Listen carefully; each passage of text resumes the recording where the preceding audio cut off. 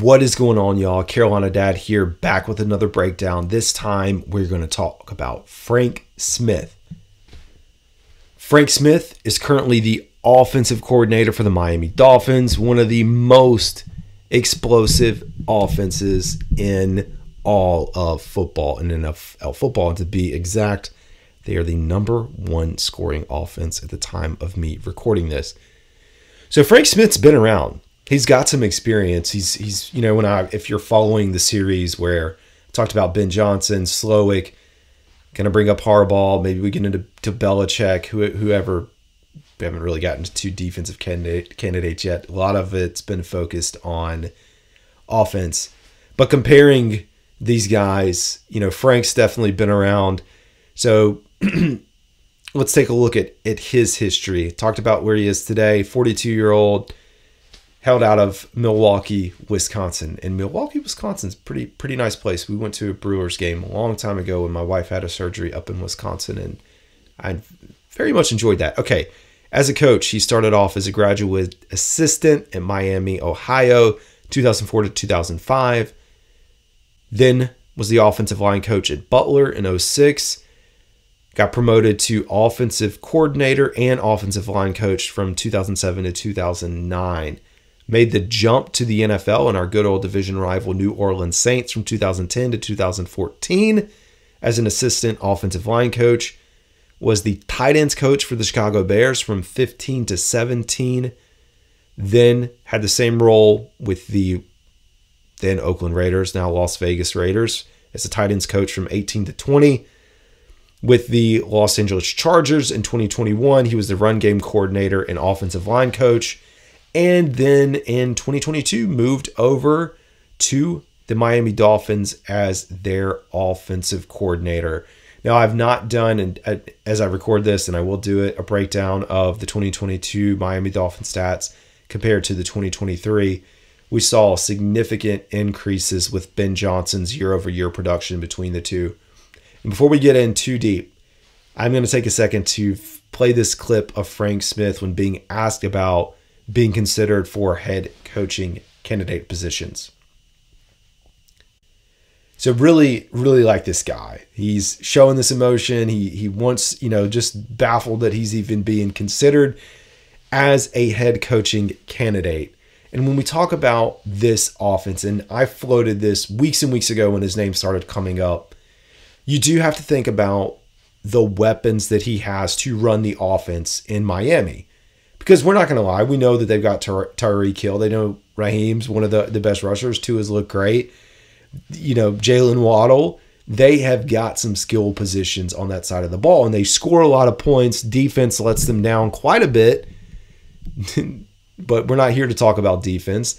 But as you think about a guy that's going to be coming in, what I really like is what he has done with Miami. And some people may say, well, that's easy to do when you have those skill positions. So my proposal would be like, if we're going with this Miami-esque approach and Frank Smith is our new guy, that may mean you have to give up some things on the defensive side of the ball. And this is very early. This is more detailed, not truly about Frank, just about the Panthers' particular situation for those that are not outside of the organization following. When I think about Frank or any team that comes in, if they don't have that same skill position, you may lean towards giving up some of those names for draft capital so you can go out and get some of the guys that you need to run that more explosive offense. And I know there's only one Tyreek, so you're not going to duplicate that, but you at least try to find some of those similar skill sets so that you can build the offense that you have around those players. So Frank, what I like kind of going through his bio, a lot of help with the offensive line, and boy, do the Carolina Panthers need help coaching up the offensive line. It's hard to imagine anyone from the staff back next year, at least where it stands today, besides Jerry Rivera, if he hangs around. But James Campbell likely gone, as much, even though he's an experienced veteran and really good coach. I don't know how you can make it through another year with what we saw on the field this season. So I like that experience, tight ends, and then of course now with this explosive offense. They are putting up, again, 30.1 points per game, first in the league, 137 rushing yards per game, which is fifth in the league, and the #1 passing offense, 282 yards. So top 5 in key categories for the offense. Tua, 4,451 passing yards. Raheem just hit over 1,000 yards rushing. Tyreek Hill, 1,700 receiving yards. They are 3rd in total yards of offense, 6th in total rushing yards. I mean, this is a dynamic team and a dynamic roster. 11-5 as I record this, competing for the AFC East right now, seeing how they're going to do. I'm actually going to go watch that game as soon as I'm done recording this right now. I'm not going to, when you watch this, the game will have already happened, obviously. But talked about the rushing attack. They've got, 1,000 yards by Raheem. Devon has 744 yards, so really good tandem there. Jalen Waddle, also 1,000 yards on the season. So the numbers are there in this explosive, powerful offense. Now, the tight end doesn't play as big of a role in the offense, in this style offense, as it does in some of the others that we've seen. But getting the running backs involved in the passing game is also, a key piece to this. Now looking at 2022, so there were some big jumps from 2022 to this year, and a lot had to do with Tua's health. So 23.4 points per game. Again, they're averaging 30 this year. This is 2022. 99 rushing yards per game, which was 25th, and we've seen the jump as I went through the stats there.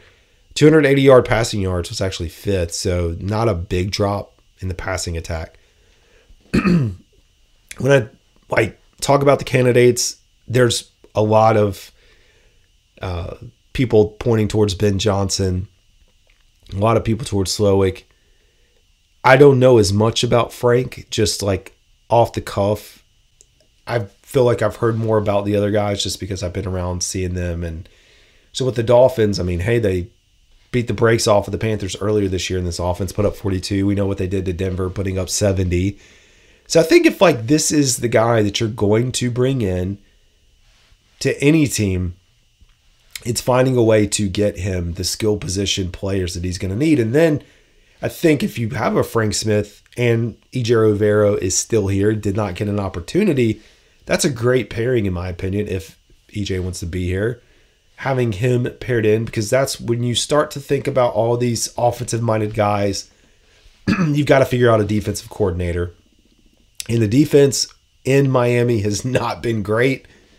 Like looking at their 2023 stats, they're 22nd in the league in points per game that they've given up 23 points. So it's like a run and gun, a true run and gun, scoring 30 points, but giving up 23. So the offense is going to just beat the brakes off of you as best they can to put up as many points as they can. And then you hope that you can just hold on. Or at least that's how they've been up until this point. But I like it. I like the turnaround that's happened in Miami, that he's been a part of that they've had some winning football. And I think he could be successful. As the coaching cycle goes on and interviews start to happen, we will get more in tune with all of these guys so that you're in the loop and know who's who. Anyways, that's all I got, folks. Y'all have a good one.